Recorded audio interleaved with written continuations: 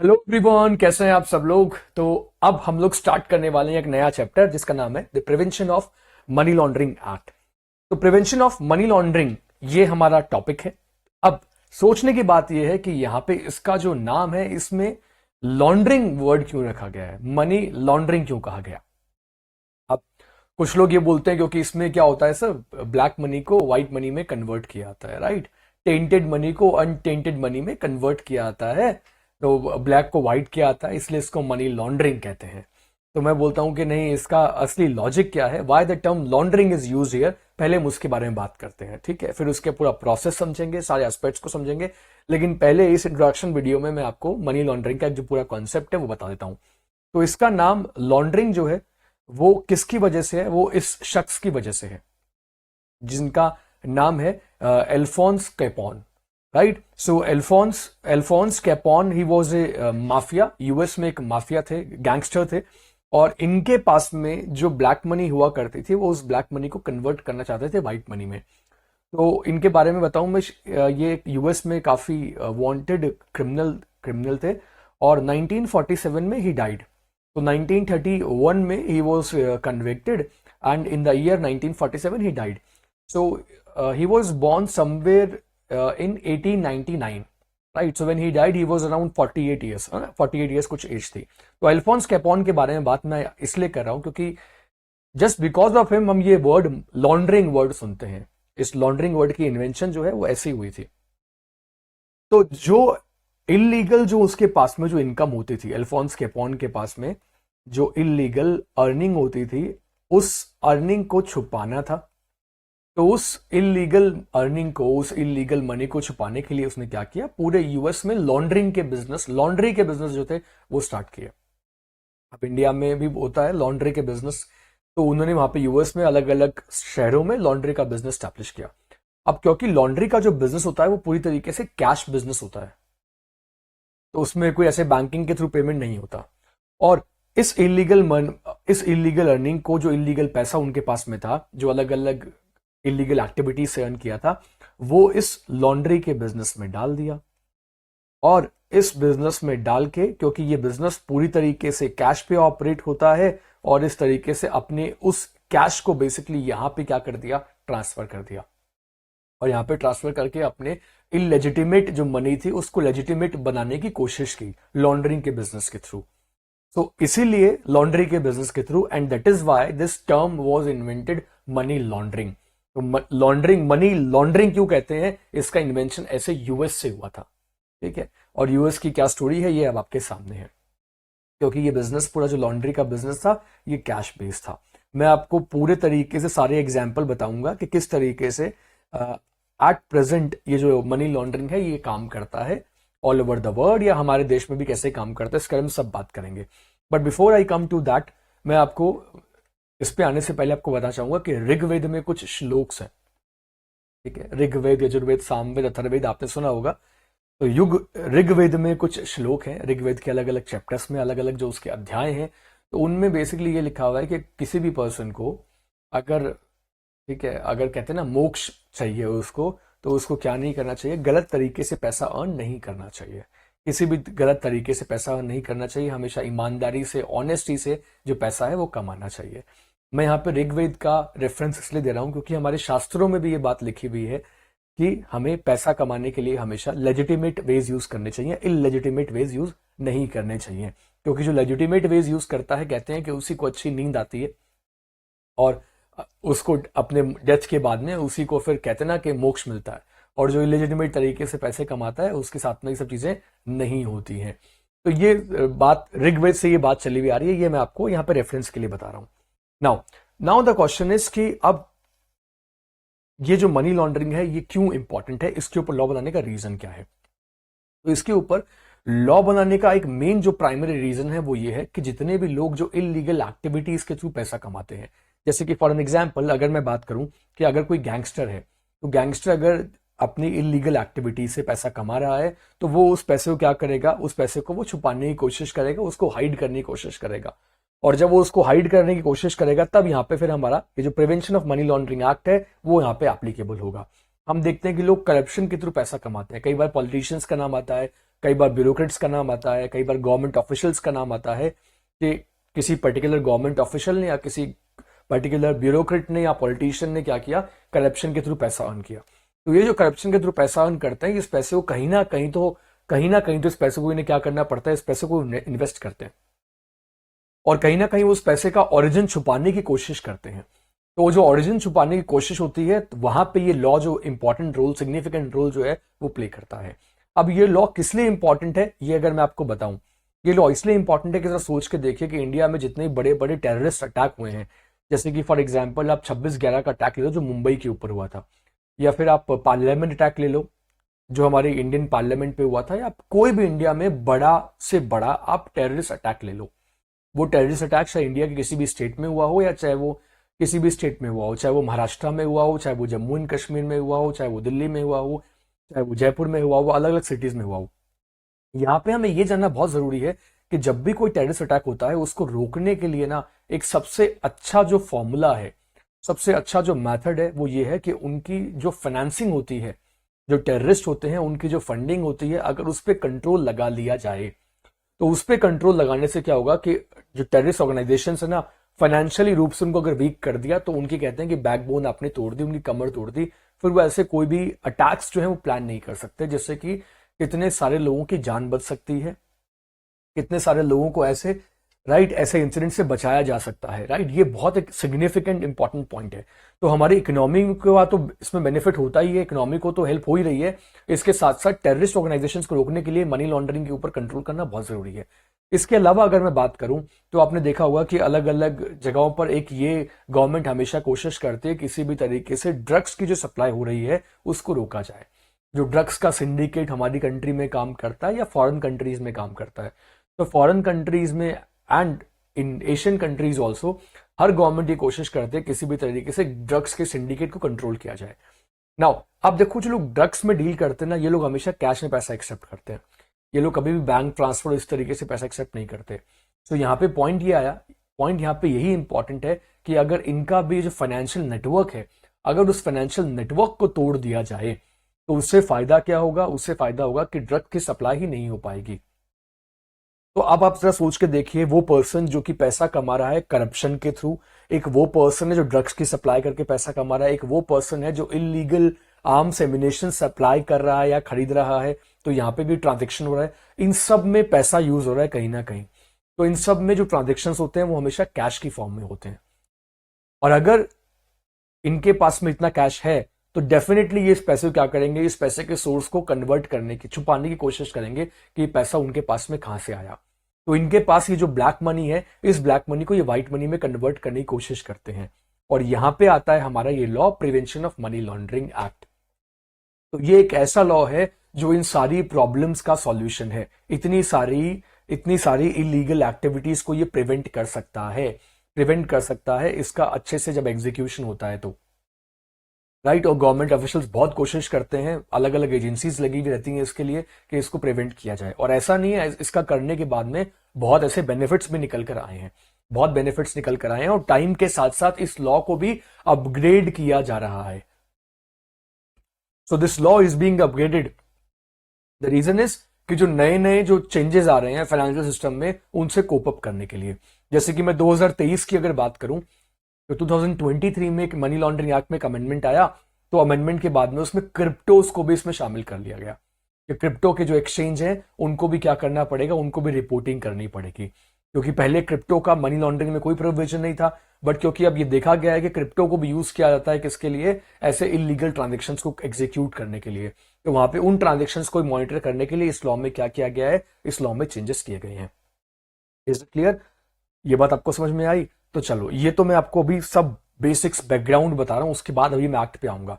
ठीक है, मैंने आपको बताया कि मनी लॉन्ड्रिंग जो है उसकी शुरुआत कैसे हुई, ये मैंने आपको बता दिया कि द वर्ड लॉन्ड्रिंग, ये जो वर्ड है ये कैसे निकल कर आया। अब जरा बात करते हैं किसके बारे में। नाउ अब ये जो इलीगल मनी है इसको व्हाइट मनी में जो कन्वर्ट किया आता है, ये बेसिकली कैसे किया आता है, इसके बारे में अगर मैं आपको बताऊं तो ये उस पैसे को कैसे यूज करते हैं ये भी मैं आपको बताता हूं पहले। तो देखो, so let me show you कि कौन कौन से मेथड्स को वो लोग यूज करते हैं। जो लोग ऐसे इलीगल एक्टिविटीज के थ्रू पैसा अर्न करते हैं। तो यहाँ पे मेथड नंबर वन की अगर मैं बात करूं तो दैट इज कॉल्ड, वो लोग क्या यूज करेंगे, एक देखो बताता हूं। पहला मेथड होता है जिसको हम बोलते हैं स्ट्रक्चरिंग। स्ट्रक्चरिंग, ठीक है। स्ट्रक्चरिंग को ना स्मर्फिंग भी कहते हैं। स्ट्रक्चरिंग कहते हैं, इसको स्मर्फिंग कहते हैं। ये सबसे कॉमन मेथड है जो मनी लॉन्ड्रिंग करने के लिए इंडिविजुअल जो है वो यूज करते हैं। इसमें क्या होगा, इसमें बेसिकली स्मॉल अमाउंट जो है, स्मॉल अमाउंट को डिपॉजिट करवा दो। डिपॉजिट करवा दो इसमें किसी इंडिविजुअल के बैंक अकाउंट में, और इंडिविजुअल के बैंक अकाउंट में डिपॉजिट करवा दो, और उसमें बेसिकली क्या देखेंगे, केवाईसी रिक्वायर्ड नहीं होगी, ठीक है। तो इसमें क्या करा देंगे, विद इन द लिमिट वो पैसा डिपॉजिट करवा देंगे। इसलिए आपने देखा होगा कि अब गवर्नमेंट क्या करती है, अब गवर्नमेंट ने ये मैंडेटरी कर दिया कि आपको आपके आधार कार्ड से आपका पैन कार्ड लिंक करना होगा। क्योंकि पहले क्या होता था कि बहुत सारे लोग क्या करते थे, जो गरीब लोग होते थे, मान लो डेली वेजेस पे काम करने वाला कोई लेबर है, कोई रिक्शा वाला है, उन लोगों के नाम पे बैंक अकाउंट ओपन करवा देते थे और अकाउंट खुद ऑपरेट करते थे और उस अकाउंट में पैसा डिपॉजिट करवाते थे। तो वैसे क्या किया, एक मान लो कि 1 करोड़ 2 करोड़ रुपए का अमाउंट जो है वो कैश की फॉर्म में है, उस पैसे को क्या कर दिया, डिवाइड कर दिया। उस कैश को डिवाइड कर दिया, 20,000 30,000 40,000 ऐसे डिवाइड कर दिया, और फिर वो अलग अलग लोगों के बैंक अकाउंट में क्या करवा दिया, डिपॉजिट करवा दिया। अब इसका ऐसा करने से क्या होगा, तो ऐसा करने से बैंक वालों को भी डाउट नहीं होगा, क्योंकि अमाउंट इतना छोटा है जो अगर बैंक में डिपॉजिट करवाओगे तो बैंक को भी डाउट नहीं होगा, बैंक को भी लगेगा कि उसकी सेविंग होगी, उसने डिपॉजिट करवा दिया। बट द फैक्ट इज कि ये जितना पैसा डिपॉजिट हो रहा है ये एक बहुत बड़ा कैश था, जिस कैश को इन्होंने सब डिवाइड करके एक पर्सन इसके पीछे जो मास्टरमाइंड है वो ये सब एग्जीक्यूट करवा रहा है। डीमोनेटाइजेशन के टाइम पे भी ऐसे बहुत से केसेस सामने आए थे, आपने शायद ऐसे केसेस सुने होंगे। जब डीमोनेटाइजेशन 2016 में हुआ था तो तब भी बहुत सारे लोग क्या कर रहे थे, अपने पैसे को डिवाइड करके अपने एम्प्लॉयज के नाम पर, और ऐसी ऐसी रिपोर्ट्स आई थी कि दूसरे लोगों के बैंक अकाउंट में पैसा डिपॉजिट करवा रहे हैं। तो तब गवर्नमेंट ने कहा था 2 लाख रुपए तक आप करवा दो, कोई दिक्कत की बात नहीं है। तो लोग इस तरीके से भी कुछ लोग यूज कर रहे थे, जो बाद में उनको भी फिर ट्रैक कर लिया गया। खैर एनीवेज, तो ये वाला पॉइंट यहां पे आया, ठीक है। तो इस एक तरीका तो ये आ गया। दूसरा मैं आपको क्या बताता हूं, ठीक है। नाउ अब तीसरा आया यहां पे कि दूसरा तरीका यहां पे आया कि वो किसको यूज करते हैं, बैंक कॉम्प्लिसिटी को यूज करते हैं।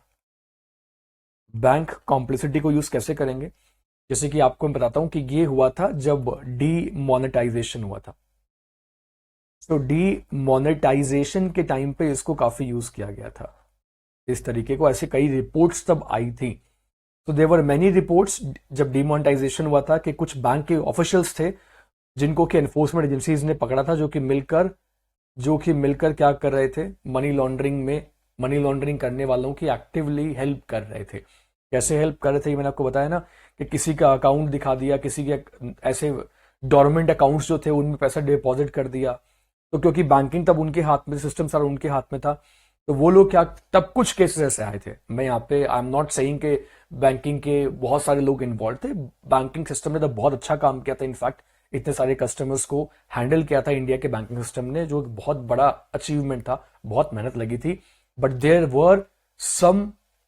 वर ओनली ए फ्यू, और you can say some people were involve, जो कि बैंक डिमोनेटाइजेशन के टाइम पे जिनका डिमोनेटाइजेशन के टाइम पे दोज हु वर इन्वॉल्व, ठीक है। तो यहाँ पे ये वाला पॉइंट यहाँ पे आ गया। कई बार ऐसे बैंक एम्प्लॉयज को पकड़ा भी, अरेस्ट भी किया जा चुका है, जैसे कि फॉरेन एक्सचेंज डिवीजन में काम करने वाले बैंक के एम्प्लॉयज जो कि खुद मिलकर मनी लॉन्ड्रिंग वाले लोगों के साथ में काम कर रहे थे।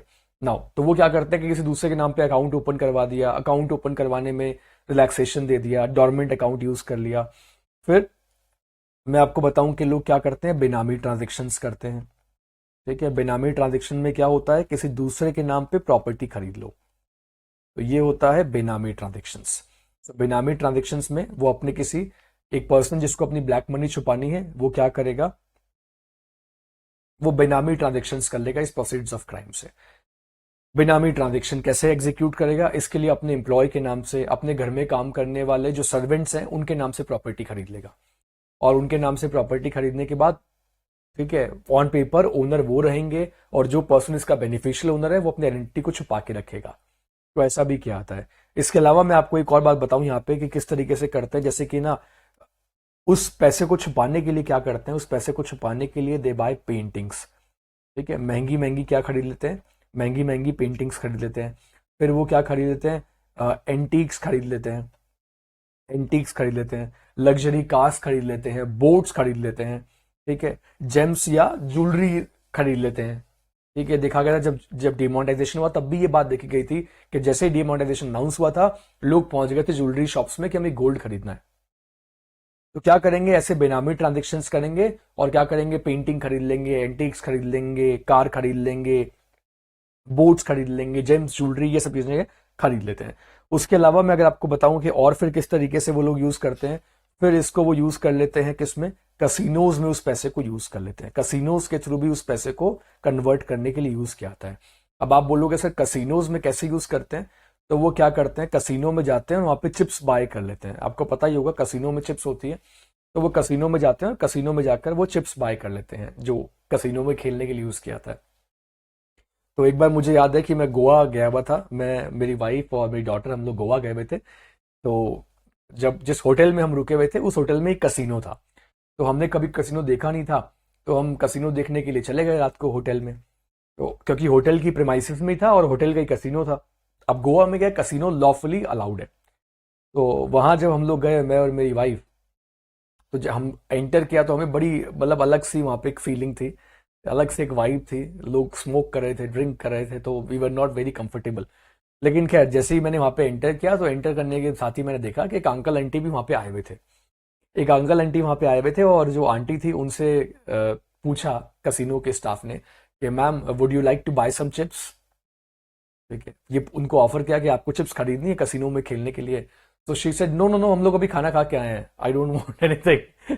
तो मुझे इतनी जोर जोर से, मुझे सुन के इतनी हंसी आई, तो उन्होंने कहा कि नहीं मैम, उन खाने वाले चिप्स की बात नहीं कर रहे, हम उन चिप्स की बात करें जो कसिनो में खेलने के लिए होती है। खैर, मैं यहाँ पे इसके बारे में बात इसलिए कर रहा हूँ क्योंकि ये जो चिप्स होती हैं, इनको पहले कैश में खरीदा। ठीक है, इनको पहले कैश में खरीदा और उसके बाद में जब अमाउंट वो जीतते हैं ना, तो फिर रिडीम करवाने के लिए कसिनो वाले चेक इशू कर देते हैं। तो उसको बोलते हैं कसिनो चेक, उसको बोलते हैं कसिनो चेक बोलते हैं। या फिर वो क्या करते हैं, इसी पैसे को छुपाने के लिए ना डमी विक्ट्रीज दिखाते हैं लॉटरीज में। लॉटरीज में डमी विक्ट्री दिखाकर भी क्या करते हैं, इस पैसे को कन्वर्ट कर लेते हैं। फिर इस पैसे को यूज कर लेते हैं, कैश वाले पैसे को हॉर्स रेसिंग में यूज कर लेते हैं या बेटिंग में यूज कर लेते हैं। तो कसिनो में यूज कर लिया, फिर मैंने आपको बताया कि इस पैसे को बेटिंग में यूज कर लिया, मैच के लिए बेटिंग लगाते हैं ना, उसमें फिर वो इस कैश में इस पैसे को यूज कर लेते हैं। फिर मैं बताता हूँ हॉर्स रेसिंग में क्या करते हैं, हॉर्स रेसिंग में ये पैसे को यूज कर लेते हैं। तो यहां यहां ये पैसा जो है इन इन सेक्टर्स में, इन सेक्टर में इस तरीके से ये पैसा जो है ये क्या होता है, इन्वॉल्व होता है। उसके बाद में आपको बताऊं कि फिर मनी लॉन्ड्रिंग को कैसे यूज करते हैं, कि प्रॉपर्टी ट्रांजेक्शन करते हैं जिसमें कि प्रॉपर्टी की अंडर वैल्यूएशन करते हैं। ठीक है, अंडर वैल्यूएशन करेंगे, under valuation of immovable property. How does it work, मैं आपको बता देता हूं ये कैसे काम करेगा।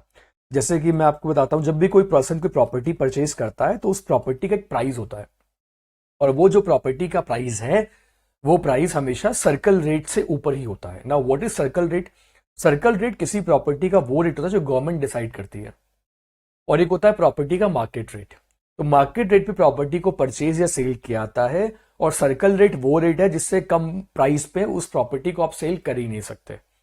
ठीक है, तो फॉर एन एग्जाम्पल कि अगर मैं एक प्रॉपर्टी बाय कर रहा हूं, मान लो मैं गुड़गांव में एक प्रॉपर्टी बाय कर रहा हूं, तो वो प्रॉपर्टी की जो मार्केट वैल्यू है वो 5 करोड़ रुपीज है, लेकिन उसकी सर्कल रेट कितनी है, 3 करोड़ रुपीज। तो इसका मतलब उस प्रॉपर्टी की रजिस्ट्री जो होगी ना, वो रजिस्ट्री कितने पे होगी, रजिस्ट्री कम से कम भी 3 करोड़ पे होगी। 3 करोड़ से कम पे उस प्रॉपर्टी की रजिस्ट्री नहीं होगी, और 3 करोड़ के अकॉर्डिंग मुझे गवर्नमेंट को स्टैंप ड्यूटी पे करनी होगी। ये स्टैंप ड्यूटी बायर को पे करनी होती है। जब भी कोई प्रॉपर्टी खरीद रहा होता है तो बायर को एक स्टैंप ड्यूटी गवर्नमेंट को पे करनी होती है, जो 6 से 8% के बीच में होती है। तो अब ये पर्सन क्या करेगा, मान लो जो पर्सन ब्लैक मनी से प्रॉपर्टी खरीद रहा है, तो वो बोलेगा कि बताओ प्रॉपर्टी की मार्केट वैल्यू कितनी है, तो उसने कहा 5 करोड़, और प्रॉपर्टी की जो सर्कल रेट है वो कितनी है, वो बोला 3 करोड़ है। तो वो क्या करेगा, 3 करोड़ का जो अमाउंट है वो बैंक के थ्रू पे करेगा, वो चेक से पे करेगा, बिल्कुल ठीक है। और बाकी जो 2 करोड़ जो उसके इसमें ब्लैक का पड़ा हुआ था, वो 2 करोड़ रुपए उसको कैश दे देगा। तो उसने प्रॉपर्टी खरीदने में 2 करोड़ रुपए का जो अपना ब्लैक मनी थी वो किसी और को दे दिया, कैश में दे दिया, ठीक है। उसके बाद में क्या होगा, उसके बाद में सुनिए, राइट, उसके बाद में जब वो 3 करोड़ की प्रॉपर्टी है उसके ऊपर गवर्नमेंट को टैक्स भी पे कर देगा, मतलब स्टैंप ड्यूटी पे कर देगा, ठीक है। लेकिन गवर्नमेंट के रिकॉर्ड में कितना पैसा आया है, 3 करोड़। तो वो जो प्रॉपर्टी का एग्रीमेंट होगा उसमें से 3 करोड़ रुपीज लिखे होंगे, 5 करोड़ रुपीज नहीं लिखे होंगे, क्योंकि 2 करोड़ रुपए उसने उसको कैश में दिया है। अब वो पर्सन क्या करेगा कि कुछ दिनों के बाद में उस प्रॉपर्टी को सेल करेगा। तो अब वो उस प्रॉपर्टी को कितने में सेल करेगा, अगर 5 करोड़ की प्रॉपर्टी थी तो ऑब्वियसली उस प्रॉपर्टी को 5-5.5 करोड़ में सेल करेगा। तो मान लो जब उसको उस प्रॉपर्टी के 5.5-6 करोड़ रुपए जब भी मिलेंगे तब वो उस प्रॉपर्टी को 5.5-6 करोड़ रुपए में सेल कर देगा और ये दिखा देगा कि मुझे कैपिटल गेन हुआ है। तो कैपिटल गेन दिखाकर गवर्नमेंट को उसका टैक्स दे देगा और इस तरीके से वो अपनी ब्लैक मनी को व्हाइट मनी में कन्वर्ट कर लेगा। तो इसको हम बोलते हैं under valuation of immovable property. आई बात समझ में आपको? इसे क्या कहते हैं, इसे बोलते हैं अंडर वैल्यूएशन। और इंडिया में जितनी प्रॉपर्टीज खरीद बेची जाती हैं उसे मैक्सिमम केस में देखा जाता है कि प्रॉपर्टी को जानबूझकर वो उसका अंडर वैल्यूएशन करते हैं। उसके 2 रीजन होते हैं। कुछ लोग इसलिए करते हैं कि स्टैम्प ड्यूटी बचा लेंगे इससे, जिनके पास राइट ब्लैक का पैसा नहीं है वो इसलिए करते हैं कि इससे हम स्टैम्प ड्यूटी सेव कर लेंगे जो गवर्नमेंट को देनी होती है। और कुछ लोग क्या करते हैं, मनी लॉन्ड्रिंग करने के लिए इसको यूज करते हैं, ठीक है। और बताऊं किस तरीके से करते हैं इसको, देन फिर इसके साथ साथ में वो यूज करते हैं कई बार इस पैसे को, मनी लॉन्ड्रिंग को यूज करने के लिए अलग अलग चैनल्स होते हैं। जैसे कि कई बार क्या करते हैं कि छोटे स्मॉल डिनोमिनेशन के नोट लेकर जाते हैं बैंक के पास, अलग अलग बैंक की ब्रांचेस के पास लेके जाते हैं और स्मॉल डिनोमिनेशन के नोट देकर उनसे क्या करते हैं, उनसे लार्ज डिनोमिनेशन के नोट ले लेते हैं।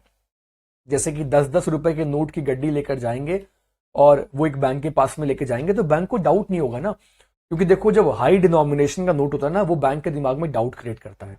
लेकिन अगर लो डिनोमिनेशन का रेट नोट होगा तो बैंक के दिमाग में डाउट क्रिएट नहीं करेगा। आपको मैं एग्जांपल बताऊं, एक रिक्शा चलाने वाला अगर बैंक के पास में डिपॉजिट करवाने जाएगा तो उसके पास में जो पैसा होगा वो ज्यादातर 10-10 के नोट होंगे, 20-20 के होंगे, 50 रुपए के नोट होंगे, 100 रुपए के नोट होंगे, मैक्सिमम मैक्सिमम नोट वही होंगे। लेकिन अगर कोई बैंक के पास में जाकर कोई ऐसा पर्सन जाकर 2-2 हजार रुपए के नोट दे रहा है तो बैंक को डाउट होगा, क्योंकि जब भी कोई पर्सन करप्शन के थ्रू पैसा अर्न करता है या इलीगल एक्टिविटी के थ्रू पैसा लेता है तो वो पैसा छुपाना भी तो होता है ना, वो पैसा दिख ना जाए, इसके लिए बड़े नोटों का यूज होता है, बड़े नोट। इसलिए 500 के और 1000 के नोट जो थे वो बंद किए गए थे, ये भी पर्पज था। अब आप बोलोगे सर फिर 2000 के नोट क्यों चालू किए गए, तो इसका जवाब गवर्नमेंट बेटर ढंग से दे सकती है कि फिर गवर्नमेंट का क्या रीजन था, क्या पर्पस था, हमें उसके ऊपर नहीं जाना चाहिए, ठीक है। ये गवर्नमेंट डिसाइड करती है कि नोट का डिनोमिनेशन क्या होना चाहिए, कितने नोट इशू होने चाहिए। नाउ तो अब क्या होता है, कई बार लोग ऐसे ना लो डिनोमिनेशन के नोट लेकर बैंक के पास में जाते हैं और बड़े डिनोमिनेशन का नोट ले लेते हैं। तो ये लोग क्या करते हैं, उस पैसे को डिवाइड करके अलग अलग ब्रांचेस में जाते हैं। तो अलग अलग बैंक की अलग अलग ब्रांचेस में जाके छोटे छोटे डिनोमिनेशन के नोट देकर बैंक से अगर बड़े डिनोमिनेशन के नोट ले लेंगे तो बैंक वालों को डाउट नहीं होगा, तो वो सिस्टम में फिर वो स्क्रूटनी में नहीं आते। ये बेसिकली यहाँ पे मैं आपको समझाने की कोशिश कर रहा हूँ, ठीक है। कई बार वो क्या दिखाते हैं, एक लोन दिखा देते हैं, एक फेक ट्रांजेक्शन क्रिएट करते हैं, लोन दिखा देते हैं और फिर लोन की ये भी दिखाते हैं कि लोन की रिपेमेंट मेरे पास में आ रही है, जबकि वो पैसा उन्हीं का है जिन्होंने और वो पैसा उस पर्सन ने अपने असिस्टेंट्स को दे दिया, असिस्टेंट को दे दिया, अपने अंडर काम करने वाले लोगों को दे दिया और उन्हीं से फिर वो लोन का रिपेमेंट ले रहे हैं, उन्हीं से लोन का रिपेमेंट ले रहे हैं। आई बात समझ में? तो कुछ ऐसे आपको मैं बता रहा हूं कि किस तरीके से सिस्टम जो है वो काम करता है, ठीक है। नाउ अब मैं आगे अगर बताऊं, अगला इसका एग्जांपल बताऊं, इलेक्ट्रॉनिक ट्रांसफर के थ्रू भी इसको यूज किया जाता है। फिर यहां पे मैं आपको बताऊं कि हवाला के थ्रू भी इसको अब ऑपरेट किया जाता है। तो हवाला सर्विसेज एंड करेंसी एक्सचेंज, हवाला सर्विसेज एंड करेंसी एक्सचेंजेस, ठीक है। ओके, नाउ हवाला सर्विसेज एंड करेंसी एक्सचेंजेस ये कैसे काम करता है ये मैं आपको समझाता हूँ। पूरा हवाला का कॉन्सेप्ट क्या होता है, इसमें हवलदार कैसे काम करते हैं, क्या उनका रोल होता है, ये आपको पूरा अब समझ में आ जाएगा। देखो, हवाला वर्क्स लाइक ए बैंक, एक बैंक की तरह ही पूरा पैरेलली सिस्टम काम करता है, लेकिन हवाला नेटवर्क पूरी तरीके से इलीगल होता है। जैसे कि मैं आपको ये बताता हूं कि लेट्स से मिस्टर एक्स है, ठीक है, मिस्टर एक्स, और मिस्टर एक्स को पैसा जो है वो ट्रांसफर करना है। मिस्टर एक्स के पास में ब्लैक मनी है और वो ब्लैक मनी वो ट्रांसफर करना चाहते हैं। तो ब्लैक मनी ट्रांसफर करने के लिए वो किसको अप्रोच करेंगे, वो एक हवाला एजेंट को अप्रोच करेंगे। मान लो वो पैसा जो है वो इंडिया से बाहर नेपाल ट्रांसफर करना चाहते हैं, और you can say he wants to transfer this amount to China. तो हवाला एजेंट के पास में जाके बोला कि ये लो मेरा 1 करोड़ रुपए ब्लैक में है। हवाला का ट्रांजेक्शन कभी भी, ठीक है, वैसे नहीं होता, बैंकिंग के थ्रू नहीं होता, क्योंकि ये अपने आप में अपना एक पैरेलल बैंकिंग चैनल चलाते हैं। ये बोलेंगे ये लोग मेरा 1 करोड़ रुपए ब्लैक में है और इस पैसे को करना है ट्रांसफर, इस पैसे को ट्रांसफर करना है, तो लेट से ही सेज इस पैसे को नेपाल पहुंचा दो।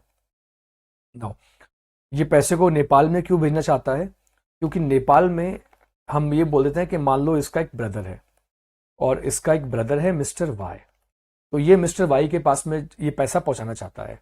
अब ये हवाला एजेंट क्या करेगा, ये पैसा जो उसने लिया वो कहाँ लिया, हम बोलते हैं कि चलो इंडिया में इसने पैसा ले लिया।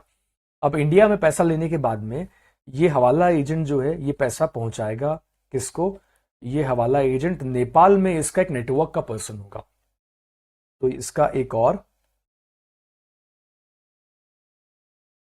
पार्टनर होगा एंड दैट हवाला एजेंट इज इन नेपाल। तो इसका एक एजेंट है नेपाल में, ठीक है, ये उसको बोल देगा, ठीक है ना, ये उससे कम्युनिकेट करेगा, ये उससे कम्युनिकेट करेगा, ठीक है। अब मिस्टर एक्स जो है वो मिस्टर वाई की आइडेंटिटी को वेरीफाई करवाने के लिए, मिस्टर वाई की आइडेंटिटी को वेरीफाई करवाने के लिए इनका एक नोट नंबर लेगा, इनसे ये पूछेगा कि बताओ तुम्हारे पास नोट कौन सा है। तो mister Y who is in Nepal, तो वो ये बोलेगा कि मेरे पास जो नोट नंबर है वो ये वाला नोट नंबर है। अब आपको बता दूं मैं कि इंडिया की जो करेंसी है वो नेपाल में फ्रीली एक्सेप्टेड है, नेपाल में इंडिया की करेंसी चलती नहीं है, दौड़ती है इंडिया की करेंसी। तो मान लो मिस्टर वाई ने कहा कि मेरे पास में एक 100 रुपए का या 500 रुपए का 2000 का नोट है और उसका नोट का नंबर ये है। तो ये जो इसका नोट का नंबर था, नोट का जो नंबर था, ये इसको इसने कम्युनिकेट कर दिया, कम्युनिकेट कर दिया, ठीक है, ओके। नाउ हवाला एजेंट ने कहा कि ठीक है ये पैसा आप एक काम करना, 24 घंटे के अंदर या 12 घंटे के अंदर आप ये पैसा नेपाल से ले लेना, नेपाल से। ये मैं सिर्फ एग्जाम्पल के लिए बता रहा हूं, आपको समझाने के लिए, ठीक है। हाँ, ये कोई रियल एग्जाम्पल नहीं है, रियल एग्जाम्पल नहीं है, मैं क्लियर कर दूं, ये सिर्फ आपको इसलिए बता रहा हूं कि हवाला नेटवर्क काम कैसे करता है, सिर्फ ये बता रहा हूं, मेरा सिर्फ इतना सा पर्पज है, ठीक है। नाउ अब ये मिस्टर वाई जो है ये किससे मिलेगा, ये हवाला एजेंट जो है नेपाल वाला वो इसको कांटेक्ट करेगा, ये आपस में क्या करेंगे, ये आपस में कोऑर्डिनेट करेंगे और ये आपस में कोऑर्डिनेट करके ये जो अमाउंट है वो 1 करोड़ किसको मिल जाएगा, वो मिस्टर वाई को रिसीव कर लेगा अमाउंट। लेकिन अमाउंट रिसीव करने से पहले वो नोट का नंबर वेरीफाई करेगा, क्योंकि इसके पास में वो नोट का नंबर पहले से आ गया था कि आपके पास में कोई भी ऐसा पर्सन आए जो ये नोट नंबर आपको दिखाए, वो नोट का टुकड़ा भी कई बार मैच करते हैं, एक नोट को फाड़ के उसको भी मैच करते हैं, जो मैच हो जाए उसको आप क्या कर देना, उसको आप ये पैसा दे देना। अब इस तरीके से काम करता है। अब आपके दिमाग में 2 क्वेश्चंस आ रहे होंगे, दोनों क्वेश्चंस का मैं आंसर करता हूं। पहला क्वेश्चन तो ये कि सर ये इंडिया से ये पैसा नेपाल पहुंचा कैसे, और नेपाल वाला इंडिया वाले को पैसा, इंडिया वाले कहने पे पैसा क्यों देगा, मैं आपको बताता हूं। एक्चुअली ये लोग किस तरीके से काम करते हैं, अब इसका अपोजिट भी तो होगा, हो सकता है नेपाल वाले के पास में भी कोई पर्सन आए और ये बोले कि मेरे को इंडिया इतना पैसा भेजना है, मेरे को 2 करोड़ रुपए इंडिया भेजना है। तो जो नेपाल वाला एजेंट है वो इंडिया वाले एजेंट को ये बोलेगा कि आप इंडिया में इस पर्सन आपके पास में आएगा, नोट नंबर होगा, उसको 2 करोड़ रुपए दे देना, ठीक है। तो ये लोग किस तरीके से काम करते हैं, ये लोग हमेशा ट्रस्ट के बेसिस पे काम करते हैं, ट्रस्ट के बेसिस पे काम करते हैं इनका काम, ठीक है। कोई ऐसे प्रॉपर कोई बैंकिंग चैनल, कोई मोबाइल ऐप के थ्रू काम नहीं करते ये लोग एकदम इनका ट्रस्ट होता है। और फिर ये लोग आपस में अपने अकाउंट कैसे सेटल करते हैं, तो फिर ये देखते हैं कि साल के एंड में, ये साल के एंड में या साल में या 3 से 4 बार ये लोग आपस में एक मीटिंग कर लेते हैं और आपस में मीटिंग करके ये लोग उस अकाउंट को सेटल कर लेते हैं। कई बार ये भी देखा गया है कि ये हवाला का जो चैनल होता है इसमें एक फैमिली के लोग इन्वॉल्व होते हैं, ये कई बार देखा गया है। तो एक भाई जो है वो एक प्लेस पे है, दूसरा भाई दूसरे शहर में है, एक भाई एक शहर में, दूसरा भाई दूसरे शहर में है, और वो लोग क्या करते हैं, वो दोनों आपस में फोन पे कोऑर्डिनेट करके पैसा जो है वो आपस में क्या कर रहे हैं, पैसा ट्रांसफर कर रहे हैं। तो इसमें पैसा भेजा भी जाता है, पैसा वहां से मंगवाया भी जाता है, इस तरीके से ये ट्रांजेक्शन चलता है। इसको क्या बोलते हैं, इसको हवाला ट्रांजेक्शन बोलते हैं, ठीक है। Is it clear? अगर आप मुझसे ये पूछोगे कि सर ये पैसा अगर फिजिकल फॉर्म में क्या इंडिया के बाहर पहुंचता है, फिजिकल फॉर्म में वो cash, so answer is yes, ऐसा भी होता है। कई बार देखा जाता है कि नोटों की ना उनकी स्मगलिंग भी होती है, कैश की भी स्मगलिंग होती है। एक बार एक केस आया था कि एक एयरलाइन कंपनी की एयर होस्टेस को पकड़ा गया था। तो वो जो एयर होस्टेस थी वो बेसिकली क्या कर रही थी कि हाँ, हवाला चैनल से उसका लिंक था, वो पैसों की स्मगलिंग कर रही थी। स्मगलिंग कैसे कर रही थी कि जो प्लेन में जो खाने का जो सामान होता है, खाने के सामान में छुपाकर पैसा जो है वहां से ट्रांसफर हो रहा था। और कई बार देखा गया है कि जो हमारे जो बॉर्डरिंग जो कंट्रीज है, जो नेबरिंग कंट्रीज है, जिनका इंडिया बॉर्डर शेयर करता है, जैसे कि लैंड बॉर्डर शेयर कर रहा है, तो वहां पे अलग अलग रास्तों से क्या करते हैं, वो कैश को ट्रांसफर छुपा के ले जाकर इस तरीके से पैसे को ट्रांसफर कर देते हैं। तो ये बेसिकली होता है क्या, इसको हम बोलते हैं हवाला। हवाला पूरी तरीके से इलीगल है, इलीगल है, गैर कानूनी है। और हवाला नेटवर्क बहुत जरूरी है कंट्रोल में आना, क्योंकि इसके थ्रू बहुत सारी टेररिस्ट एक्टिविटीज के लिए देखा गया है कि पैसा ट्रांसफर होता था। तो बहुत सारी टेररिस्ट एक्टिविटी के लिए पैसा ट्रांसफर होता था, इसलिए जरूरी था कि इसको ऊपर कंट्रोल लगाई जाए। और हमारी गवर्नमेंट और हमारी जो एजेंसीज हैं वो बहुत सारे इसके ऊपर एक्सटेंसिवली काम करती है, और इसके ऊपर ऐसे जो लोग काम करते हैं उनको अरेस्ट भी करती है, उनके अगेंस्ट में क्रिमिनल चार्जेस भी लगते हैं। तो this is purely illegal business. ठीक है। अब देखो, मिस्टर एक्स अगर उस पैसे को बैंक के थ्रू भेजता, तो अगर उसकी वो इनकम लेजिटिमेट होती और वो अगर बैंक के थ्रू बेचता तो कोई प्रॉब्लम ही नहीं होती, क्योंकि उसको ये बताने के लिए होता, अगर उसे अथॉरिटीज पूछती, बता सकता था कि पैसा कहां से आया। वो बोलता मेरी सैलरी थी या मेरी सेविंग्स थी, तो अपनी सैलरी सेविंग्स के प्रूफ दिखाकर आराम से पैसा इंडिया के बाहर किसी भी कंट्री में ट्रांसफर कर सकता था। Right, getting my point. लेकिन उसने यहाँ पे किसको यूज कर रहा है, अब यहाँ पे जो वो यूज कर रहा है वो यहाँ पे अपने ब्लैक मनी को यूज कर रहा है, तो वो दिखा सकता नहीं है, तो बैंक को तो यूज नहीं कर सकता।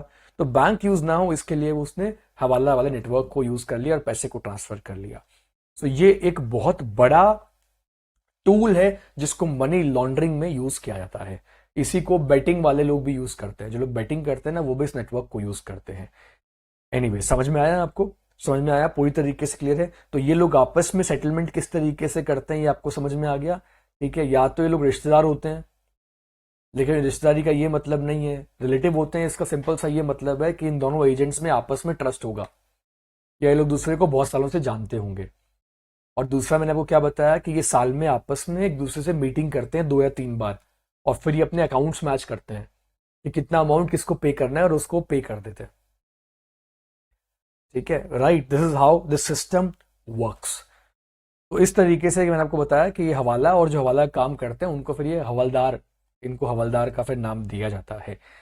नाउ ओके, एनीवेज, तो ये हमने क्या देखा, ये बेसिकली हमने देखा कि किस तरीके से ये पूरा प्रोसेस जो है वो काम करता है। नाउ अगर हम बात करें यहां पे मनी लॉन्ड्रिंग के प्रोसेस की, okay, wait a minute.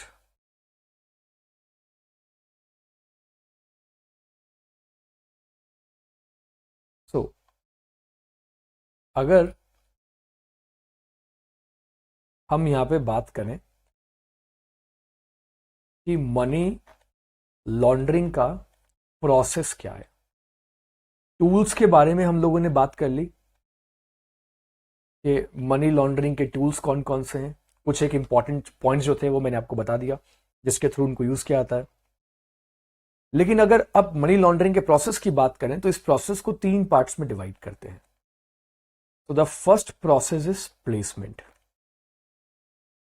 First process is called placement. Then the second process, the second step in the process is called layering, उसको बोलते हैं लेयरिंग। और तीसरा जो यहां पे पॉइंट है, it is called as integration. ठीक है, समझ में आया आपको? ये 3 पॉइंट्स यहां पे मैं आपको बताना चाहूंगा। तो पहला मैंने आपको बताया प्लेसमेंट, दूसरा मैंने आपको बताया लेयरिंग, और तीसरा मैं यहां पे आपको बता रहा हूं इंटीग्रेशन। अब एक एक करके प्लेसमेंट, लेयरिंग एंड इंटीग्रेशन को समझते हैं। बट प्लेसमेंट पे आने से पहले मैं आपको ये बता देता हूं कि अगर किसी ने पैसा कोई अर्न किया है तो पैसा 2 तरीके से अर्न कर सकता है कोई person. One is legitimately and second one is illegitimate ways. तो इलेजिटिमेट वेज से पैसा अर्न करने के बहुत सारे तरीके हैं जिससे लोग पैसा अर्न करते हैं, जैसा कि हमने कहा कि करप्शन की फॉर्म में पैसा अर्न कर रहा है। दूसरा मैं बोलूं कि उसने बेटिंग से पैसा अर्न किया है, उसने स्मगलिंग से पैसा अर्न किया है, उसने ड्रग्स या नार्कोटिक्स सब्सटेंस को बेचकर पैसा अर्न किया है।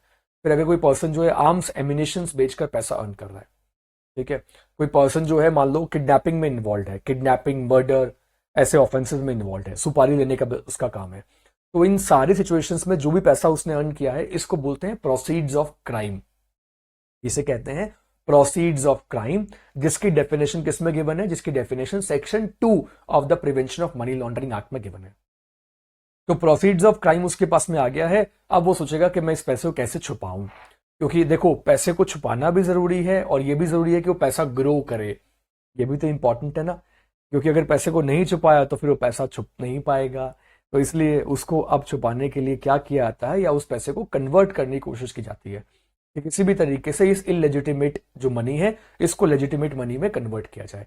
अच्छा, एक यहाँ पे पॉइंट मैंने अभी डिस्कस नहीं किया कि जो मनी लॉन्ड्रिंग के लिए यूज करते हैं वो बेसिकली क्या करते हैं कि उस पैसे को मिक्स कर देते हैं किसी ऐसे बिजनेस के साथ में जहां पे कि हाई कैश ट्रांजेक्शंस होते हैं, तो ऐसे बिजनेस को भी टारगेट करते हैं। अब हाई कैश ट्रांजेक्शन वाले बिजनेस में क्या होता है, जैसे कि मैंने आपको एग्जांपल दिया था कि लॉन्ड्री का बिजनेस।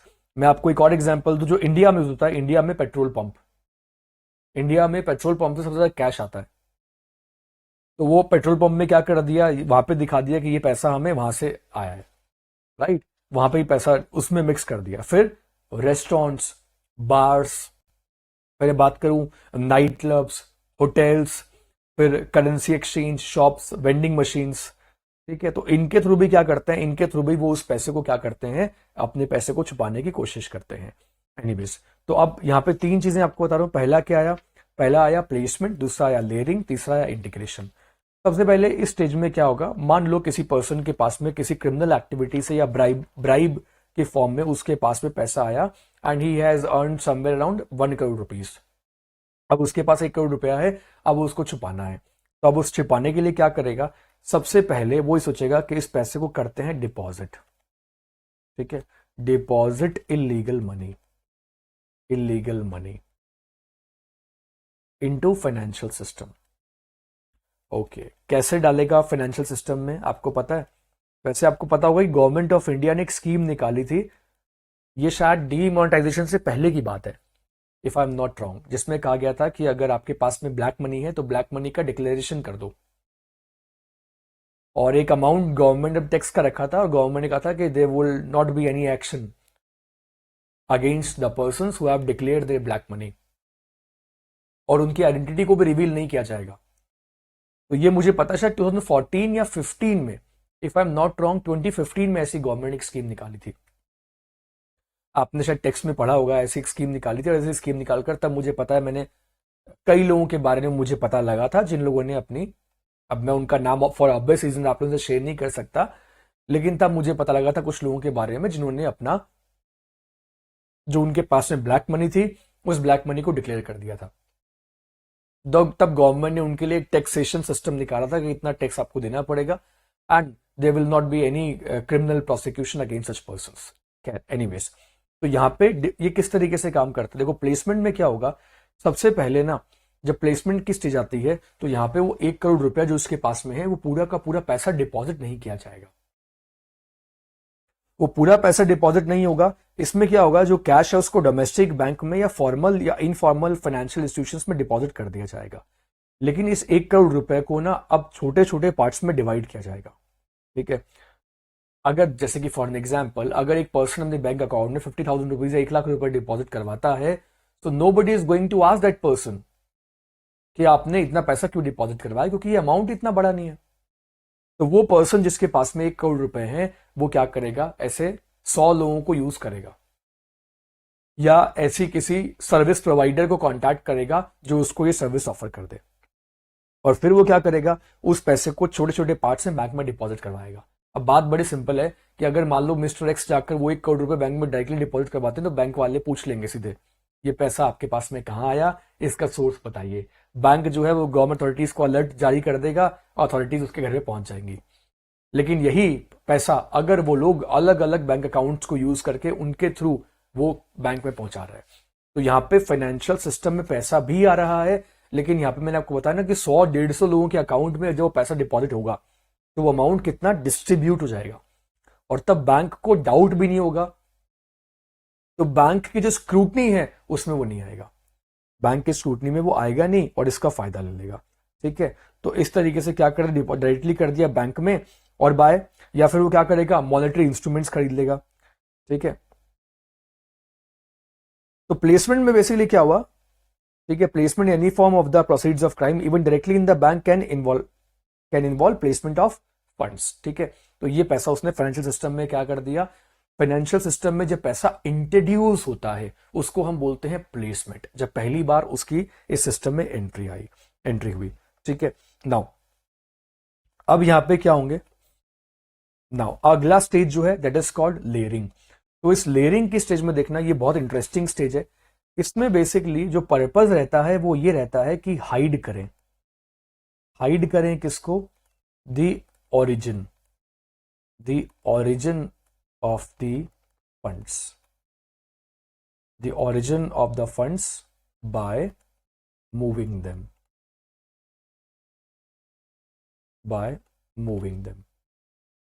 ठीक है, moving them through a series of moving them by a series of financial transactions।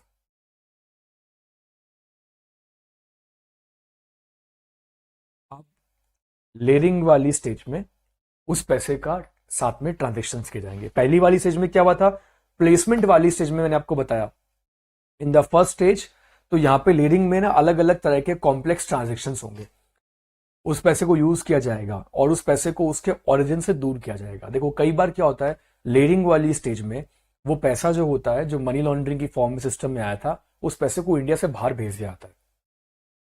कई बार ये भी देखा गया है कि ऐसा पैसा बाहर भेजने में और मनी लॉन्ड्रिंग करने में कुछ बैंक के भी ऑफिशियल्स इन्वॉल्व थे, कुछ बैंक के सिर्फ कुछ एम्प्लॉयज इन्वॉल्व थे। ठीक है, देखा गया, ऐसे सामने आए, ऐसे मैटर सामने आए। तो ऐसे कुछ करप्ट लोगों के साथ में मिलकर क्या डिसाइड किया, ये डिसाइड किया कि फॉरेन एक्सचेंज डिवीजन में जो बैंक के लोग काम करते हैं उनके साथ में जिन लोगों ने साथ देने के लिए हाँ कर दी, जो करप्शन में डायरेक्टली इन्वॉल्व हो गए, उन लोगों ने क्या किया, मिलकर फिर उस पैसे को क्या कर दिया, इंडिया से बाहर भेज दिया। कई बार यह भी देखा गया है कि इसमें कुछ ऐसे भी लोग होते हैं जो कि करेंसी एक्सचेंज का काम करते हैं। ठीक है, करेंसी एक्सचेंज के काम में इन्वॉल्व है, तो ऐसे करके क्या कर दिया, अब उस पैसे को इंडिया से बाहर भेजा जाएगा। तो यहां पे होता है क्या, यहां पे बेसिकली चैनलाइजेशन होता है। अब इसमें क्या होता है, देखो सेल होता है या इन्वेस्टमेंट इंस्ट्रूमेंट खरीदा, जैसे कि बॉन्ड, शेयर्स, क्रिप्टोज। ठीक है, तो या फिर क्या करते हैं, मैंने आपको बताया बॉन्ड, शेयर, क्रिप्टोज, या फिर क्या करते हैं कि इस पैसे को ट्रांसफर कर देते हैं in bank account across the globe. ठीक है, और पर्टिकुलरली कहां ट्रांसफर करते हैं, जो कि basically non member jurisdiction and non compliant jurisdictions होते हैं। जैसे कि मैं आपको बताऊं, पनामा, केमैन आइलैंड्स, राइट, ऐसी जगहों पर जहां पर आपने देखा होगा कई बार ऑफेंडर्स भी वहां जाके छुप जाते हैं। तो आपने देखा होगा कि स्विस बैंक में भी कई बार लोग पैसा ट्रांसफर करते हैं ना, स्विस बैंक में भी ट्रांसफर करते हैं। और मैंने तो ये भी सुना था कि स्विस बैंक में अकाउंट खुलवाने के लिए आपको वहां पर जाने की जरूरत ही नहीं है, उनका रिप्रेजेंटेटिव आपको हमारे देश में मिल जाएगा, आपको एक कोड देगा और वो लोग ऐसे डिपॉजिट कर लेते हैं। तो स्विस बैंक वाले भी वो भी ये कहते हैं कि हम इंफॉर्मेशन शेयर नहीं करते अपने अकाउंट होल्डर्स की, लेकिन बाद में सुप्रीम कोर्ट के ऑर्डर्स आए थे तो फिर इंडिया ने कुछ फॉलो अप किया, तो स्विस बैंक ने फिर एक लिस्ट शेयर की थी कि अकाउंट होल्डर्स कौन कौन है। तो देखो ऐसी कंट्रीज में नॉर्मली वो पैसा ट्रांसफर करते हैं जो कि FATF का मेंबर नहीं है, फाइनेंशियल एक्शन टास्क फोर्स के मेंबर नहीं है, और वो कंट्रीज जो कि ये बताना चाहते ही नहीं है, वो नॉन कंप्लाइंस कंट्री है। कई बार देखो, इसलिए मैंने आपको यहाँ पे पनामा का नाम दिया, कई बार मॉरिशस का भी नाम आता है कि मॉरिशस में एक सब्सिडरी कंपनी बनाकर मनी लॉन्ड्रिंग की जा रही है। तो ये सारी मैंने आपको केमैन आइलैंड बताया, ये एग्जाम्पल मैं इसलिए बता रहा हूं क्योंकि ऐसी कंट्री में जानबूझ के ट्रांसफर करते हैं, और जब कोई ऐसा ट्रांजेक्शन फिर सामने आता है जिसमें दिखा आता है कि अच्छा इस कंट्री में पैसा गया है, इसका मतलब जरूर कुछ ना कुछ गड़बड़ है। तो ये पैसा फिर वहां पे क्या करते हैं, अपने पैसे को इस तरीके से वहां पे पार्क कर देते हैं। ठीक है, accounts in bank across the globe to non member jurisdiction and non compliant jurisdiction, the launderer में। ठीक है, तो फिर वो क्या करते हैं, इसको ट्रांसफर करते हैं, लेजिटिमेटली तरीके से ट्रांसफर करते हैं। अब इसके लिए वो क्या करते हैं, यहाँ पे वो लोग कई बार कंपनीज भी बनाते हैं, उन कंट्रीज में एक कंपनी स्टैब्लिश कर देते हैं और ये दिखाते हैं कि हमने उस कंपनी को पेमेंट किया है। ठीक है, और फिर उस पैसे को क्या करते हैं, फिर उस पैसे को रोटेट करते हैं। ठीक है, इसके लिए कई बार वो क्या करते हैं, सर्कुलर ट्रेडिंग भी दिखाते हैं, इंपोर्ट एक्सपोर्ट भी बताते हैं। फिर रियल एस्टेट भी एक ऐसा सेक्टर है जिसको फिर यहाँ पे यूज करते हैं। फिर यहाँ पे मैं आपको बताऊं कि वो लोग इसी लेयरिंग वाले प्रोसेस में ना वो शेल कंपनीज भी यूज करते हैं। आई होप आप लोगों को पता हो कि शेल कंपनीज क्या होती है। तो यहाँ पे मैं आपको यही पॉइंट बता रहा हूँ कि अब वो क्या करेंगे, फर्म्स बनाएंगे या फिर शेल कंपनीज बनाएंगे। इसलिए गवर्नमेंट ऑफिशियल्स हमेशा शेल कंपनीज को मॉनिटर करते हैं, क्योंकि इन कंपनीज को फिर यूज किया आता है। ये शेल कंपनीज बेसिकली कौन सी कंपनीज होती हैं, ये वो कंपनीज हैं जो सिर्फ पेपर पे एग्जिस्ट करती हैं, लेकिन रियल में इस कंपनी का कोई काम नहीं होता। ठीक है, these companies exist only in papers. तो पेपर में इस कंपनी बहुत ट्रेडिंग दिखाई जाती है कि हाँ ये कंपनी इंपोर्ट कर रही है, ये कंपनी एक्सपोर्ट कर रही है, लेकिन ये कंपनी बेसिकली इसलिए है ताकि उस पैसे को छुपाया जा सके। इन कंपनीज को मनी लॉन्ड्रर का फेस, वो उसका फेस बना देती है। अब ऑन पेपर तो लगेगा कि हाँ ये कंपनी बहुत अच्छा काम कर रही है, इंपोर्ट एक्सपोर्ट कर रही है, लेकिन ये कंपनी ऑन पेपर कोई काम नहीं कर रही है। हाँ टैक्स जरूर पे कर रही है और टैक्स पे करना पड़ेगा एज पर लॉ, लेकिन ये दिखाते हैं कि हम टैक्स पे कर रहे हैं, इसका मतलब हम कोई गलत काम नहीं कर रहे। लेकिन यही कंपनीज फिर कोऑर्डिनेट करती हैं किसके साथ में, उन कंपनीज के साथ में जो इंडिया से बाहर बनी हुई है, जो इंडिया से बाहर बनी हुई है। और उसके बाद में क्या होता है, the last step is integration. तो इस इंटीग्रेशन स्टेज में क्या होता है, ठीक है, देखो ये बड़ी इंटरेस्टिंग स्टेज है। ठीक है, तो इसमें ना एक, हम ये बोलते हैं कि एक लीगल ओरिजिन आपने क्रिएट कर दिया, लीगल ओरिजिन क्रिएट कर दिया। इसके लिए फॉर क्रिमिनल प्रोसीड्स। वो कैसे, अभी मैं आपको बताता हूं। जैसे कि फॉर एग्जाम्पल पहले वो पैसा जो था वो इंडिया से बाहर आपने भेज दिया, और अब वो हमारी इकोनॉमी में वापस एंटर कर रहा है। इकोनॉमी में वापस एंटर कर रहा है जैसे कि किस तरीके से, investing in A company. For an example, investing in A company, वो पैसा किसी कंपनी में इन्वेस्ट किया जा रहा है, या फिर उस पैसे से क्या किया जा रहा है, कोई रियल एस्टेट खरीदा जा रहा है, परचेजिंग ए रियल एस्टेट। तो ये जो पैसा आया और इस पैसे से जो खरीदा गया है, इसको फिर हम लोग क्या बोल देंगे, इसको प्रोसीड्स ऑफ क्राइम में शामिल करेंगे, प्रोसीड्स ऑफ क्राइम।